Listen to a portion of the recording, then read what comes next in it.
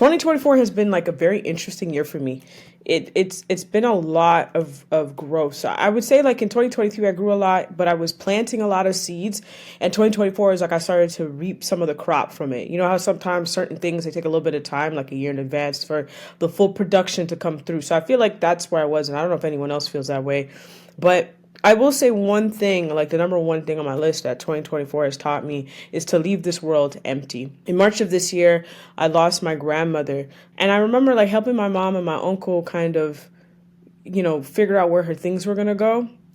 And it really dawned on me that when our time comes, the only thing that we could take with us is literally our soul. Our body, someone else deals with it. The materialistic items, someone else deals with it.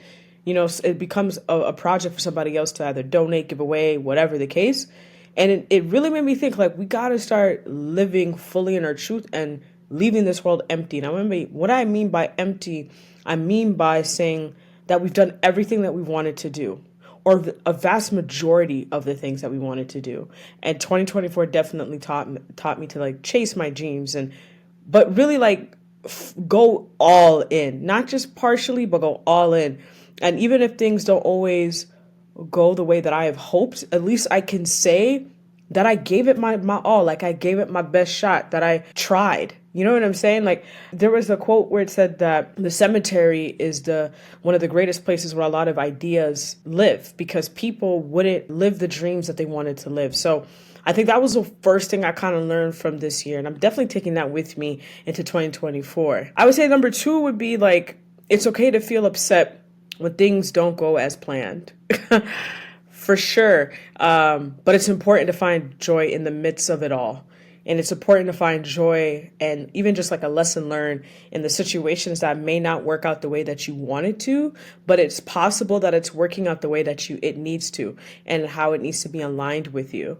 I think sometimes when we think about L's, a loss or whatever, something just not working out, we automatically become super hard on ourselves. And it's like a natural reaction versus saying, okay, this didn't really work out, but you know what? I'm going to take it for face value. I'm going to take it as a learning situation, not so much as I lost, more of like I learned from X, Y, and Z. Most definitely, like I've had a lot of trial and tribulations and things where this didn't work, but this did, or I could take this from this situation that didn't work and apply it moving forward. So that was definitely something that I know for a fact I'll be taking with me into 2025. The third one, I think, I just talked about it in my recent episode with a book called from Trisha Hersey, Rest is Resistant. And I would say I've been reminded, and I'm taking this with me to 2025, to pause, to rest, and to breathe. I'm going to say that one more time. To pause, to rest, and to breathe. Because you deserve it more often than we actually realize. We need that. That's like a component that if you don't rest, how do we feel? We're cranky, we're annoyed, we're exhausted. The list goes on and on. We just don't feel good. But if you actually allow yourself to embrace rest, you feel good in the end. You feel nice. You feel like you're rejuvenated. You know what I mean? Like you could take on the world. So taking a step back, pausing, resting, and taking a deep breath whenever you get a chance. You deserve it more than you actually realize. Number 4, creating memories. So something that I did this year was I told families and close ones, you're not really going to get a birthday gift as an actual physical gift, but like we'll do an experience so we could create memories. And I learned that creating memories gives you and someone like undivided time, which is priceless, right? It's one of the greatest gifts you could ever get of anyone ever, right? Your time, because time is the one thing we can't really earn back. So if you're actually willing to give somebody your time, man, like think about that. And at the same time, it's a gift that keeps on giving. Not only are you giving them a gift, but you're also giving yourself a gift, because whatever activity you're doing it with somebody that you maybe not able to talk to all the time because you're busy with life. Life is lifing. We're all adults. We have things and responsibilities that we have to adhere to.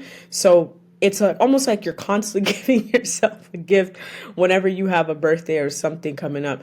And it's definitely something I'm going to take into 2025. Not only did I enjoy giving that gift, but man, I realized that life is it's tricky, because like time wise, that just spending time with family and friends, man, is top tier.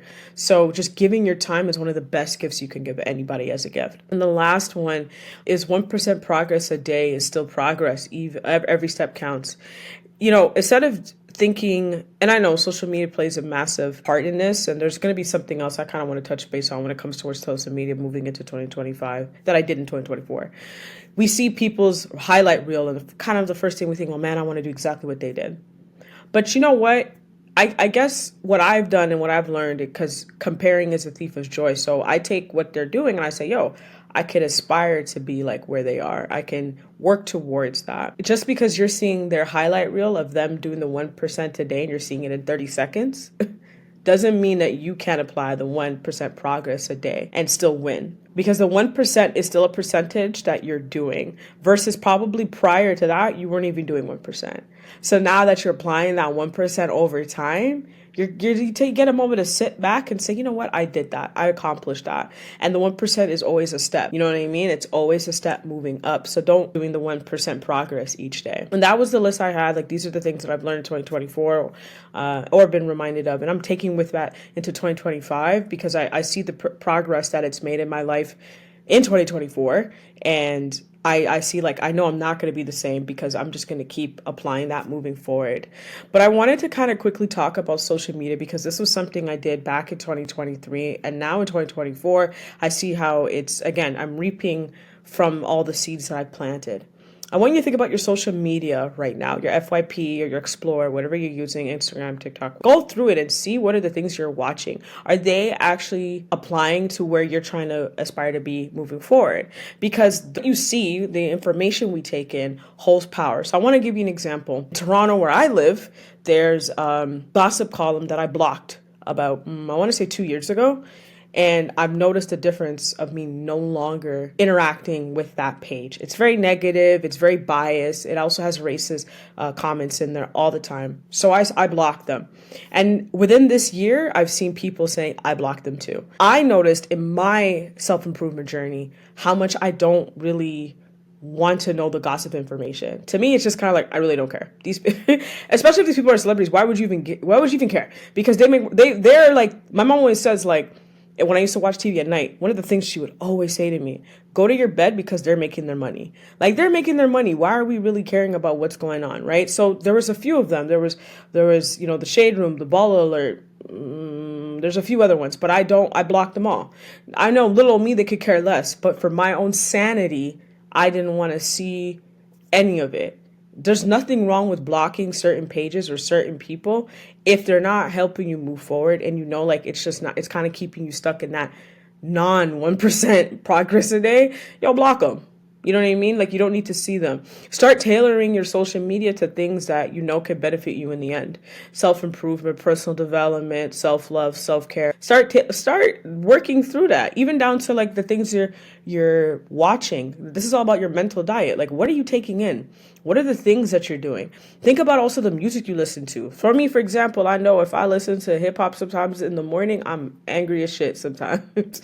But I know if I listen to certain things in the evening on my way home, I'm good. I'm Gucci. You just gotta learn to meet yourself where you're at so that you can move forward. Start thinking about those type of things. Start thinking about what are you taking in, the information you're taking in, because we live in a world where, they throw information at us like it's a frisbee.